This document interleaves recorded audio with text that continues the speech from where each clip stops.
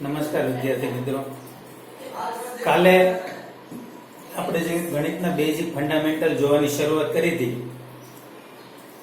હવે એનાથી આગળનો સ્ટેપ, તો કાલના સ્ટેપનું થોડુંક આપણે રિવિઝન કરી લઈએ.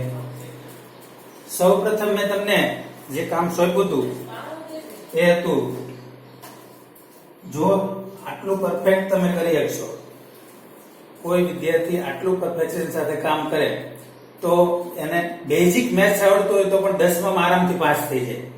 એના માટેના જે સ્ટેપ મેં તમને કાલે કીધા હતા એમાં પહેલું હતું 1 થી 1 to 20 ના ઘડિયા, બીજું છે 1 to 25 ના સ્ક્વેર એના વર્ગ, ત્રીજું હતું 1 થી 10 ના ઘન, અને ત્યારબાદ અવયવો. આ ત્રણ વસ્તુ જો તમે સાથે સાથે કરતા જશો મિત્રો, જેમ જેમ આપણો અભ્યાસક્રમ ચાલે એમ મારી સાથે રહેશો તો કદાચ ગમે એટલું લોકડાઉન લંબાય, ગમે એટલી સ્કૂલોમાં રજા પડે, ગમે એટલી ટ્યુશનમાં રજા પડે, તમને કોઈ પ્રોબ્લેમ આવશે નહીં. હવે જો આ ફંડામેન્ટલમાં મારી કઈ જરૂર પડતી હતી, અવયવો મેં તમને થોડાક શીખવાડી શરૂઆત કરી દીધી. હવે જે અવયવની રીત છે એ 3 પદ વાળી છે. હવે 3 પદના અવયવમાં નિશાનીના નિયમોની થોડીક જરૂર પડશે, એટલે કાલનું રિવિઝન કરાવી અને પછી આજે થોડા નિશાનીના નિયમો જે છે એ તમને સમજાવું. જો કાલે આપણે 2 પદ વાળા અવયવો જોયા, 2 પદ, એનું સૂત્ર શું હતું તો કે a² - b² = a + b * a - b. પહેલું સૂત્ર આ. બીજું ઘનનું હતું a³ + b³ = a + b, a² - ab + b². ત્રીજું છે a³ - b³ એટલે એનો ઘન ઓછા b નો ઘન બરાબર a - b એનો વર્ગ, આનાથી વિરુદ્ધ નિશાની, બંનેનો ગુણાકાર અને છેલ્લા પદનો વર્ગ. આ 3 સૂત્ર પરથી આપણે બહુ બધા દાખલા ગણ્યા હતા. હવે આ 3 સૂત્રોનો ઉપયોગ થાય છે, પણ સૌથી વધુ જે અવયવોનો ઉપયોગ થાય છે મિત્રો, ગણિતમાં સૌથી વધારે 10મા ધોરણમાં જે અવયવોનો ઉપયોગ થાય છે એ છે 3 પદ વાળા અવયવો. તો 3 પદ વાળા અવયવો મેં તમને કાલે થોડુંક બેઝિક સમજ આપી હતી. એ સમજાવતા પહેલા મને નિશાનીના નિયમો જે છે ગણિતમાં, એ નિશાનીના નિયમો તમને સમજાવવા વધારે અગત્યના લાગે છે. એકવાર એ તમારા મગજમાં બેસી ગયું એટલે તમને જે આ ગણિત અઘરું લાગે છે એ તમને એકદમ સરળ લાગવા મળશે. અને હું તો ત્યાં સુધીની વાત કરું છું કે મને કોઈ વિદ્યાર્થી એવો આપવામાં આવે કે જેને માત્ર 5મા ધોરણનું ગણિત આવડતું હોય તો હું એને 10માં સારા માર્ક સાથે પાસ કરી દઉં, પણ એને આ પદ્ધતિ છે એ ફોલો કરવી પડે. એના મગજ પ્રમાણે આપણે જે સમજાવીએ એની અંદર રસ લઈ અને કામ કરે તો એને અચૂક પરિણામ મળે છે. અને અમે અત્યાર સુધીમાં ઘણા વર્ષોથી અનુભવ એવો રહ્યો છે કે ગમે તેટલો નબળો વિદ્યાર્થી હોય, એને ગણિતમાં પાસ કરવો હોય તો એની એક ચોક્કસ ટેકનિકથી આપણે એને લઈ જઈએ, ચોક્કસ મેથડ ઉપર લઈ જઈએ તો નાપાસ થવું છે ને એ પાસ થવા કરતાં નાપાસ થવું મુશ્કેલ છે. નાપાસ તો થઈ જ ન હોય કોઈને, અને જેને થોડો ઘણો રસ પડે એના અંદર ઉતરે એને સારા માર્ક્સથી પાસ થઈને આગળ વધી શકે છે. તો આ મેઇન વાત છે. જો નિશાનીના નિયમો જોજો, નિશાનીના નિયમો. પહેલા સરવાળા બાદબાકીમાં, સરવાળા બાદબાકી. જો સરવાળા બાદબાકી એટલે આ પ્લસ અથવા તો માઇનસ સાઇન. સરવાળા બાદબાકી એટલે જ્યાં તમને આ દેખાય અને આ દેખાય એની વાત કરીએ છીએ. મોટા ભાગના વિદ્યાર્થીઓને કન્ફ્યુઝન એવું થાય છે કે નિશાનીના નિયમો જે ગુણાકારના છે ને એનો ઉપયોગ સરવાળા બાદબાકીમાં કરી નાખે, અને સરવાળા બાદબાકીના નિયમો છે એનો ઉપયોગ ગુણાકારના નિયમોમાં કરી નાખે. એટલે આ બે વચ્ચે જે ગૂંચવાડો થાય છે એ આપણે સોલ્વ કરવો પડે. હમણાં તમને એવું લાગશે કે આપણે ટેક્સ્ટ બુકના દાખલા ગણાવતા નથી અને આમાં આપણે ચર્ચા કરીએ છીએ, પણ મિત્રો તમે ખાલી એટલું યાદ રાખજો, તમને એટલો વિશ્વાસ રાખજો કે તમને એકવાર આવડી ગયું ને, તમને આ કોન્સેપ્ટ આવડી ગયા ને, પછી ટેક્સ્ટ બુકના દાખલા તમારા માટે કોઈ વસ્તુ મોટી મેટર નથી. તો સરવાળા બાદબાકીમાં નિશાનીના નિયમો કેવા હોય?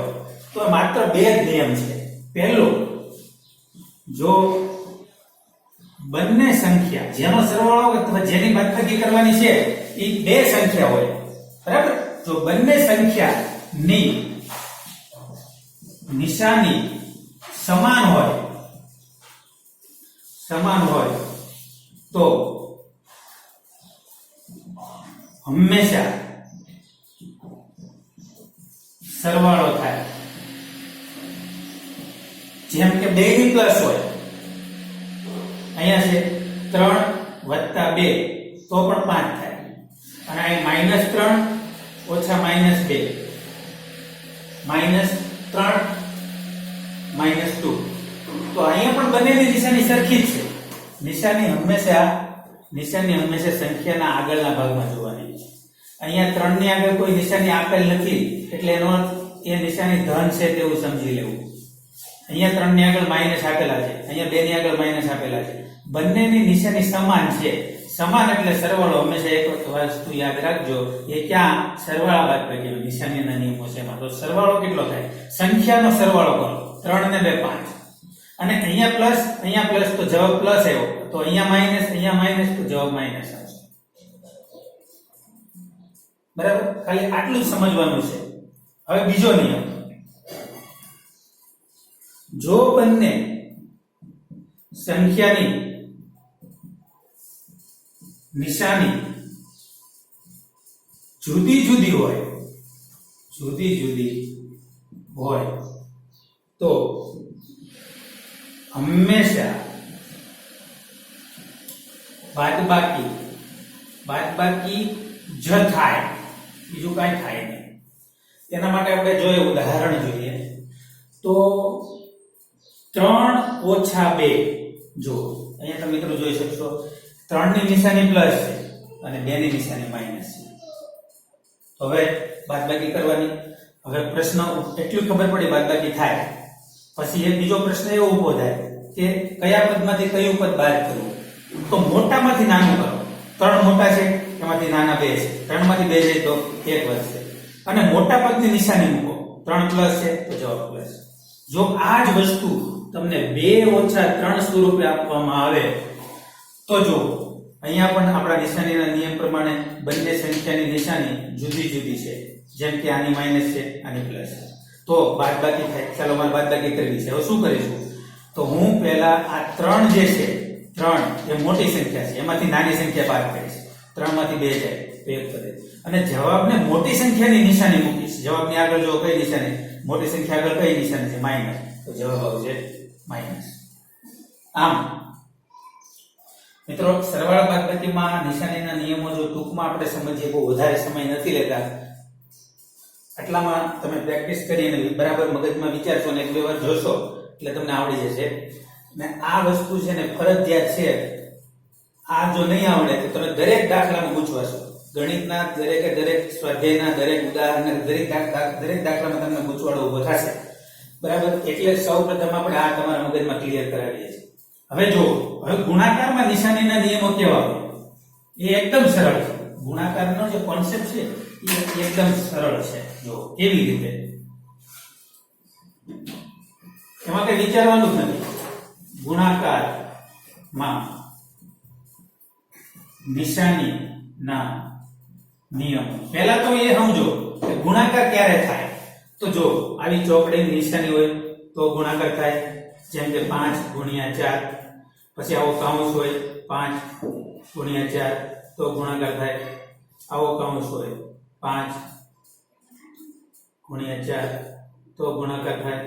આવો કૌંસ હોય 5 × 4 તો ગુણાકાર થાય. અને હાયર મેથમાં 5 × 4 આમ પણ લખી શકાય. તો જો ગુણાકારની નિશાની સૌપ્રથમ આપણે જ્યારે પ્રાથમિકમાં હતા ત્યારે આપણે આ નિશાની શીખતા કે ભાઈ ગુણાકાર કરવો હોય તો વચ્ચે આવી નિશાની કરવી પડે. જેમ આગળ ચાલ્યું એમ એના સંકેતો બદલા, જેમ કે પછી કાઉન્સ ગુણાકાર દર્શાવે છે, પણ બે કાઉન્સની વચ્ચે કાંઈ હોવું જોઈએ નહીં, બસ એટલી શરત છે. જો બે કાઉન્સની વચ્ચે, જેમ કે અહીંયા 5 વત્તા પછી કાઉન્સમાં 4 છે, તો ગુણાકારની અસર નાબૂદ થઈ ગઈ. અહીંયા એ જે છે એ સરવાળો થશે અને 5 ને 4 9 થશે. અહીંયા વચ્ચે કાંઈ ન હોવું જોઈએ, બંને કાઉન્સની વચ્ચે કોઈ નિશાની હોવી જોઈએ નહીં, બરાબર?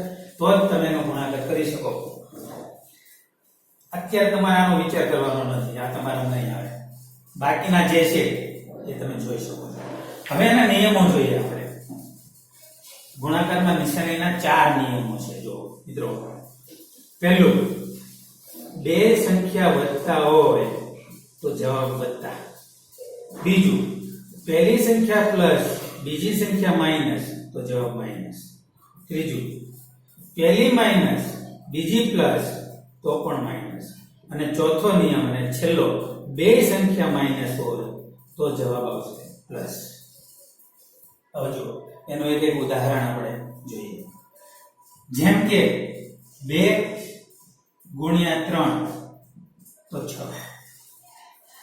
આ પ્લસ તો બંને plus into plus is equal two plus. હવે પહેલી પ્લસ બીજી minus, 2 positive 3 negative is equal two, પહેલા નિશાનીનો ગુણાકાર હંમેશા કરવાનો, પછી સંખ્યાની વાત આવે. નિશાનીનો ગુણાકાર જો plus into minus is equal to minus, જો plus into minus is equal to minus, અને 3 દુ 6. ત્યાર પછી જો બે માઇનસ હોય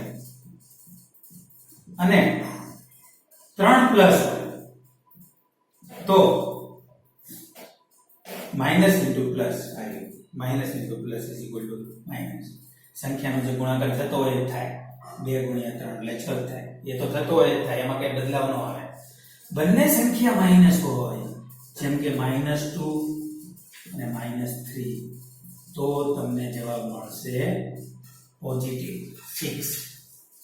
જો બંને સંખ્યા ઋણ હશે તો તમને જવાબ મળશે પોઝિટિવ. એટલે બધાના મગજમાં એક વસ્તુ ઘૂસી ગઈ કે બસ માઇનસ માઇનસ પ્લસ થાય. એટલા માટે મોટા ભાગના વિદ્યાર્થીઓ સરવાળામાં આવું હોય ને, -4 -3 તો 7 લખે છે. કેમ? એના મગજમાં એવું છે કે માઇનસ માઇનસ એટલે પ્લસ, પણ એને એ નથી ખબર પડતી કે આમાં ગુણાકાર નથી. ગુણાકાર હોય તો માઇનસ માઇનસ પ્લસ થાય. જ્યારે આ જે છે, આ જે આપેલું છે આપણને, એ તો સરવાળો વાત લખી છે, એમાં ક્યાં ગુણાકારની વાત જ છે. આમાં સરવાળાનો કયો નિયમ લાગે? બે ની નિશાની સમાન તો સરવાળો, તો સરવાળો 4 + 3 7 થાય. બે ની જે નિશાની હોય જવાબને મૂકવાની, -7 જવાબ આવે. તો આમ મિત્રો આ નિયમો અને આ ઉદાહરણો એટલું બરાબર સમજી લેવાની આપણે જરૂર છે.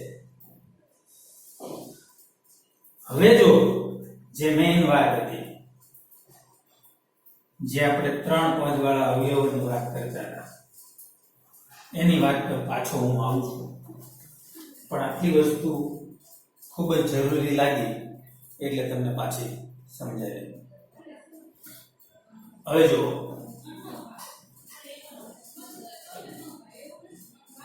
અવયવોને આપણે પદની કેટેગરીમાં વહેંચ્યા છે. 3 પદ વાળા અવયવો,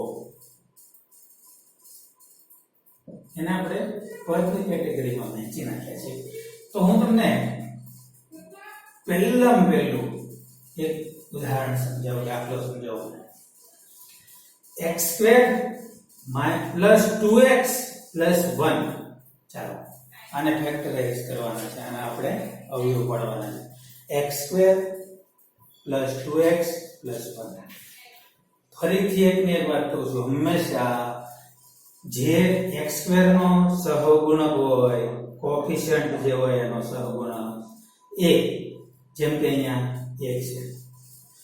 ત્યારબાદ અચળ પદ, એ પણ અહીંયા +1 નિશાની સહિત લેવાના બંને. એનો ગુણાકાર કેટલો થાય તો 1. આ 1 ના એવા બે ભાગ પાડો, આ એકના એવા બે અવયવ પાડો જેનો સરવાળો 2 થાય તો 1 ગુણ્યા 1 1 વત્તા 2. તો જો x² વત્તા 2x છે ને અને x વત્તા x, બે ચોકલેટ હોય તો એક ચોકલેટ વત્તા એક ચોકલેટ એમાં આપણે વહેંચીએ તો 2x છે તો અહીંયા 1x વત્તા બીજો x વત્તા 1. પહેલા બે અને છેલ્લા બે માંથી આપણે સામાન્ય લેશું મિત્રો, અને અહીંયા x સામાન્ય મળશે તમને અને જવાબમાં અંદર બ્રેકેટમાં x + 1 વધશે. છેલ્લા બે માંથી કઈ સામાન્ય નથી નીકળતું એટલે એક તો નીકળે એટલે x + 1 આ સરખું આવી ગયું. તો આ તમને મળ્યું x + 1 અને બીજા બ્રેકેટમાં વધ્યું શું x + 1 x + 1. તો બંને સરખા આવ્યા x + 1 x + 1. તો આપણે લખશું x + 1 નો સ્ક્વેર. આ રીતે આપણે નામયો પાડી શકીશું. હવે આને ધ્યાનમાં રાખી અને એક તમને આના પછી એક ઉદાહરણ સમજાવું છું.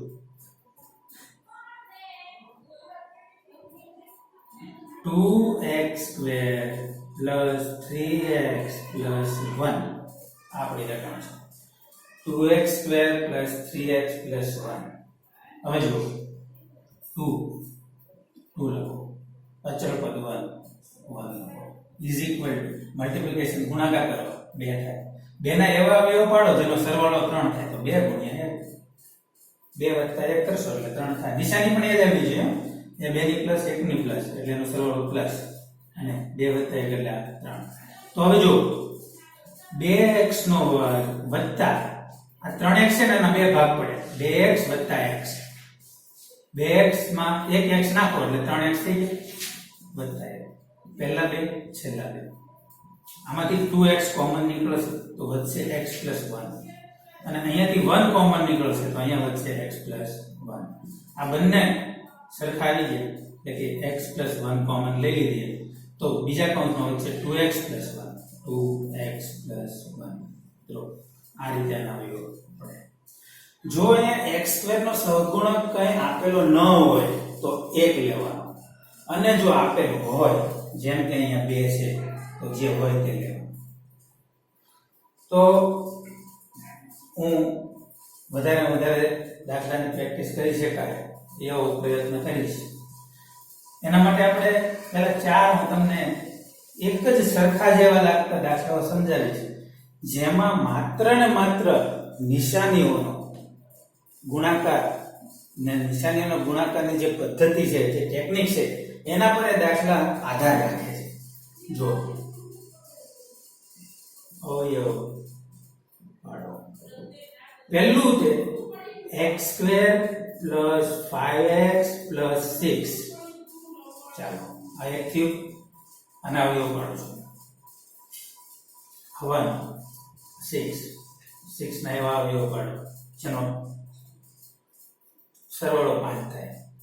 તો 6 ના અવયવ પડે 6 ગુણ્યા 1 પણ એનો સરવાળો તો 6 થાય. આપણે લાવવાનો છે 5 તો આપણે આ અવયવ પડી શકીએ ને 3 2 6. હવે આ 5 નું વિભાજન કરો. આ 4 ઉદાહરણ તમે બરાબર જોજો મિત્રો. x² + 3x + 2x + 6. પહેલા બે છેલ્લા બે માંથી સામાન્ય કાઢો. આમાંથી x સામાન્ય કાઢ્યો તો આ વધશે x + 3 વત્તા આમાંથી 2 સામાન્ય નીકળશે તો આ વધશે x + 3. જો પાછો ગુણાકાર કરો 2 ગુણ્યા x એટલે 2x 2 ગુણ્યા 3 એટલે 6. પાછું એ આવી જવું જોઈએ એટલે ખાસ એ ચેક કરી લેવાનું આપણે. અને આ બંને કૌંસ સામાન્ય નીકળી જશે એટલે કે x + 3 અને બીજા કૌંસમાં જે x + 2 આ બે કૌંસ સામાન્ય નીકળ્યા. હવે જો આના અવયવ પડી ગયા. હવે હું તમને બીજી રકમ આવી નાની બીજી રકમ આપું x² - 5x + 6. મિત્રો જો બંનેમાં કેટલો ફરક દેખાય છે તમને. આમાં 5x પ્લસ છે અહીંયા 5x માઈનસ છે. બાકીના બધું x x² 6 બધું સમાન છે. માત્ર 5x તો 5x બધું સમાન, માત્ર ફરક એક નિશાનીનો છે. તો એના માટે શું કરવું? તો જો નિશાની અહીંયા માઈનસ લાગી છે એટલે 6 ના એવા અવયવ પાડો કે જેનો સરવાળો -5 થાય. તો 6 ના અવયવ તો 3 દુ 6 પડે, પણ એનો સરવાળો તો 5 થાય. પણ જો હું બંનેને માઈનસ આપી દઉં તો સરવાળો કરો -3 -2 બેની નિશાની સરખી, સરવાળો બંનેની જે નિશાની છે જવાબને -5 થઈ. પ્રશ્ન બીજો ઊભો થાય કે શું આનો ગુણાકાર પાછો 6 થવો જોઈએ ને? થાય છે. જો માઈનસ ઇન્ટુ માઈનસ એટલે પ્લસ, 3 ઇન્ટુ 2 એટલે 6 થઈ ગયું. બંને શરતનું પાલન થવું જોઈએ. તો બસ હવે આપણે આના ભાગ પાડશું. x2 -5x ના એવા ભાગ પાડશું -3x -2x 6. પહેલા અને છેલ્લા બે માંથી આપણે સામાન્ય લઈએ તો x સામાન્ય લેશું તો x -3 વધશે. આમાંથી -2 કોમન લેશું તો x -3 વધશે.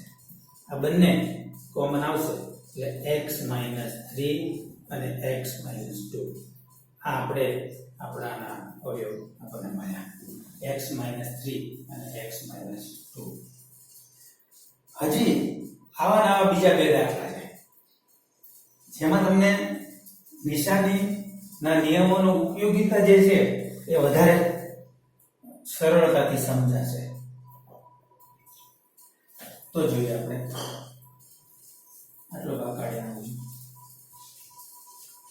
તો જોઈએ તો આમાં ત્રીજો એવો છે x2 + x -6. હવે તો અહીંયા તો x2 નો સહગુણક 1 છે, અહીંયા -6 તો -6 છે. -6 ના એવા અવયવ પાડો જેની બાદબાકી +1 થાય. આનો સહગુણક કાંઈ નથી તો 1 સમજવાનું, +1 થાય. -6 ના એવા અવયવ પાડો કે બે અવયવોની બાદબાકી કરીએ તો +1 થાય. હવે -6 ના અવયવ કેમ ખબર પડી બાદબાકી થશે? જ્યારે સંખ્યા ઋણ હોય ત્યારે એના બંને અવયવોમાં એક ધન આવે અને એક ઋણ આવે, એટલે બંને અવયવોની હંમેશા બાદબાકી કરવી પડે.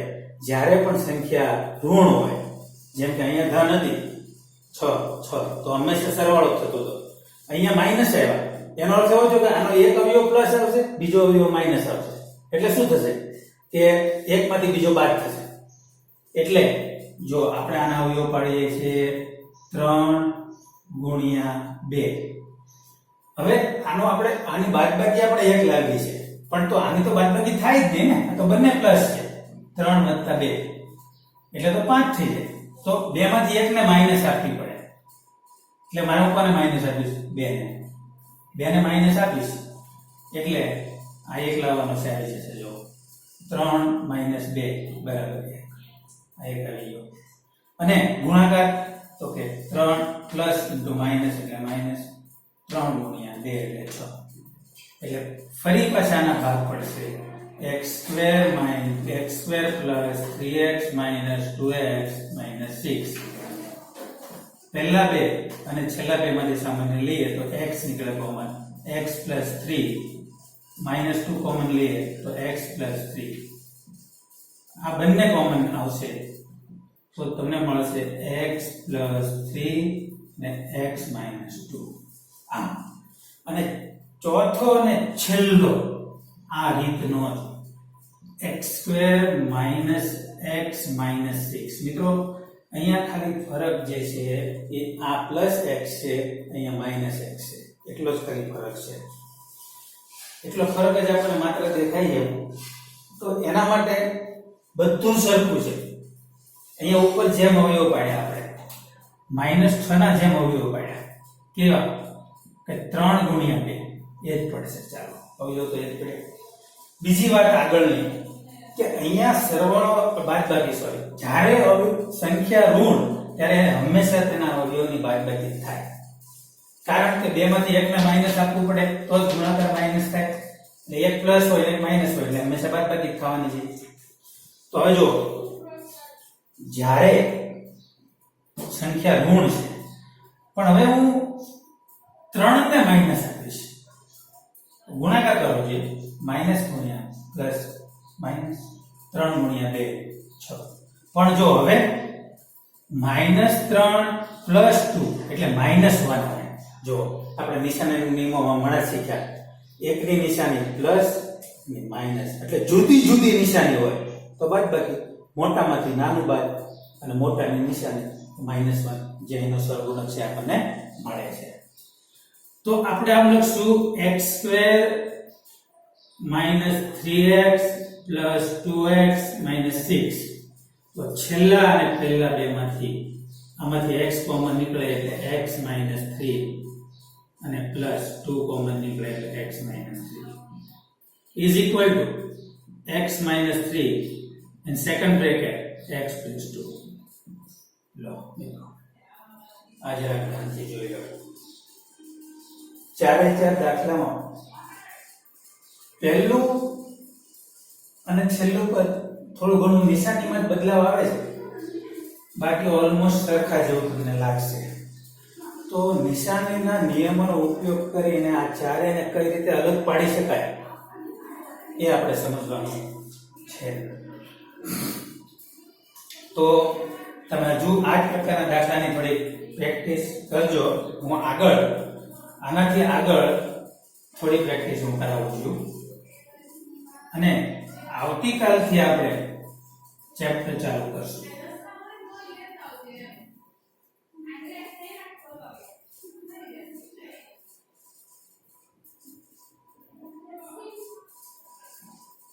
જો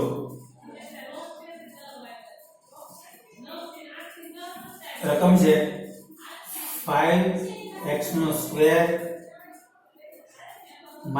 2x - 3 ચલો આ રકમ લે તો આપણા નિયમ પ્રમાણે x² નો સહગુણક છે 5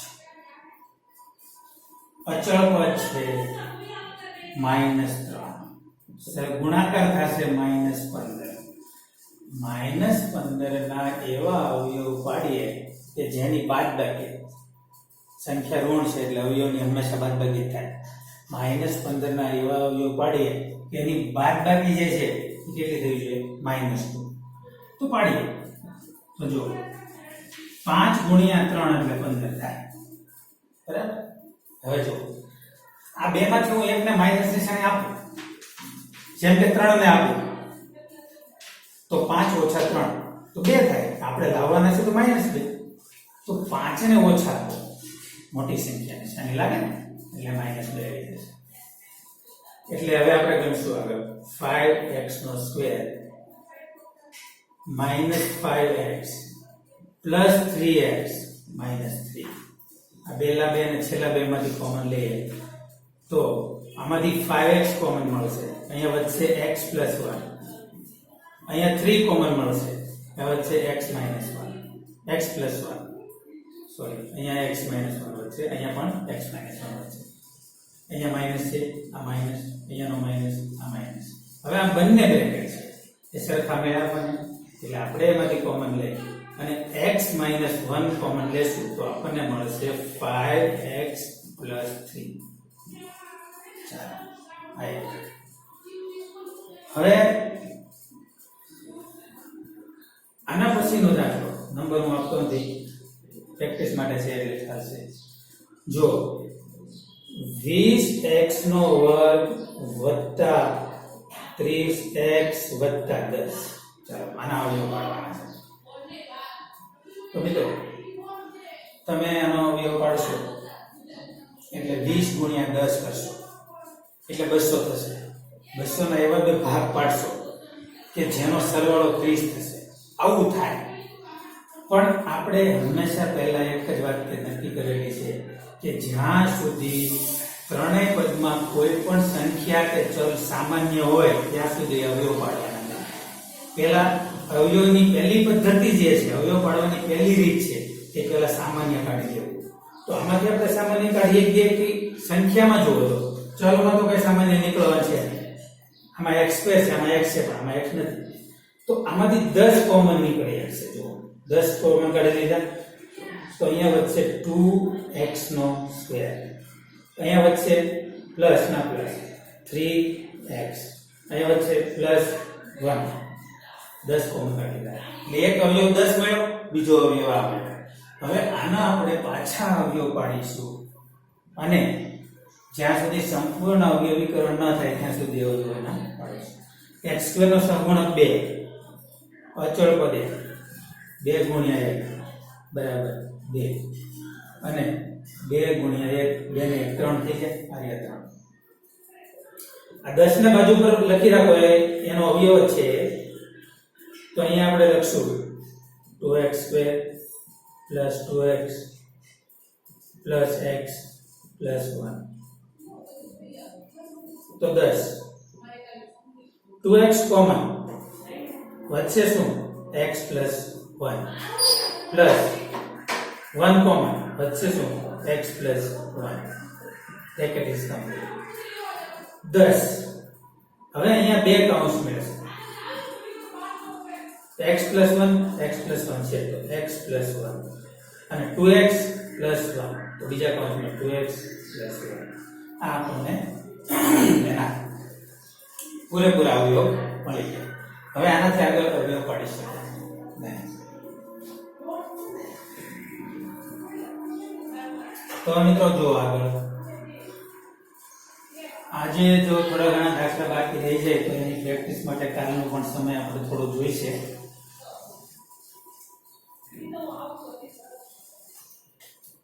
$15x² + 16x + 1 ચાલો આનો અવયવ પાડવાનો. 15x² + 16x + 1 તો આ x² નો સહગુણક છે 15 તો લખો 15 અચળ પદ 1 છે ગુણ્યા 1 લખો બંનેનો ગુણાકાર કરો 15. હવે 15 ના એવા અવયવ પાડો કે જેનો સરવાળો છે એ 16 થાય. તો 15 ના અવયવ તો ઘણા બધા પડે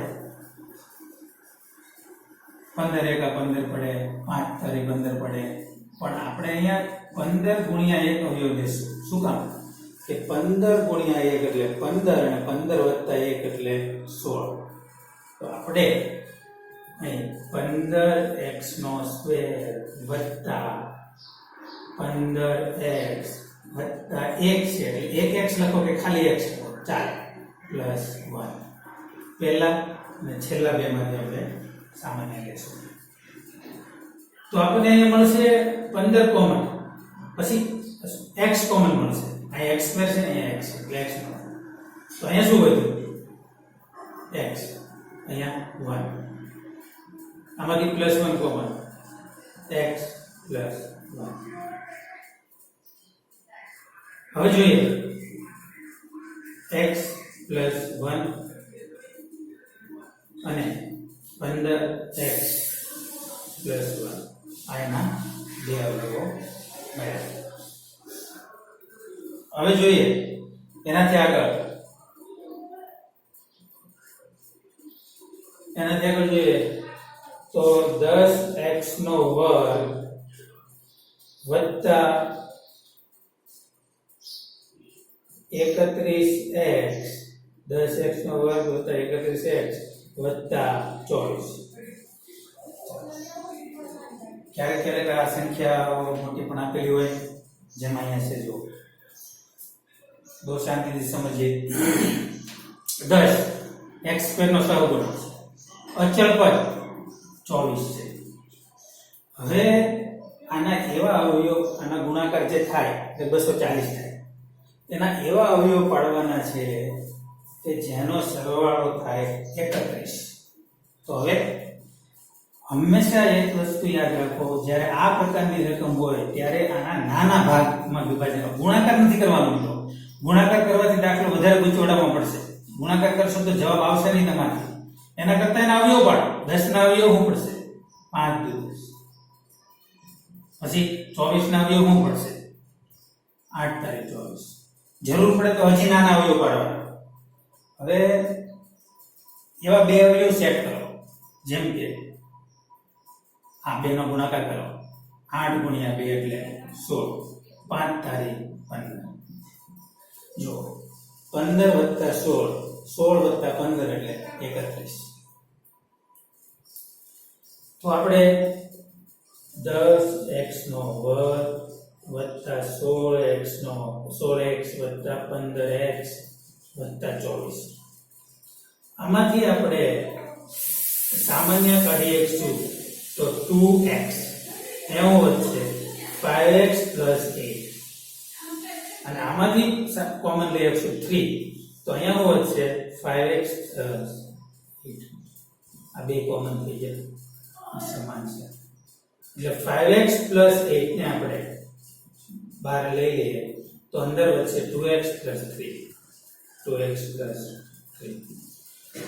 હવે મિત્રો થોડા દાખલા તમને હું આપું છું હોમવર્કમાં જ્યારે તમારે પ્રેક્ટિસ કરવાની છે એની રકમ હું અહીંયા લખું છું. એમાં જો કોઈ દાખલામાં પ્રશ્ન ઊભો થાય તો મને પૂછી શકો તમે.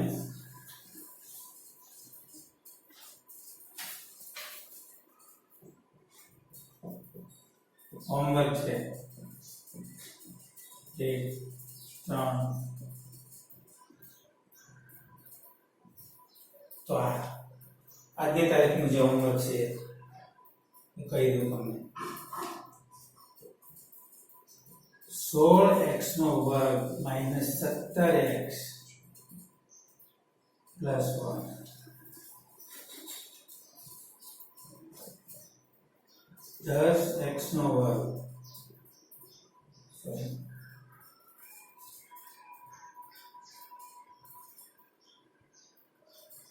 24x નો વર્ગ વત્તા x માઇનસ 10. ત્રીજું છે 12x નો વર્ગ માઇનસ 22x પ્લસ 8. ચોથું છે 4x ની 4 ઘાત પ્લસ 3x નો સ્ક્વેર માઇનસ 1. મિત્રો આ થોડું અલગ દેખાય છે. અહીંયા 2 છે ખાલી તો એની અડધી 1 થાય. અહીંયા 4 છે તો 4 ના અડધા 2 થાય. સેમ રૂલ્સ લાગશે, કોઈ એમાં અલગ રીત કરવાની નથી. જેમ આપણે આ ગણીએ છીએ એમ જ આ થઈ જશે. ત્યારબાદ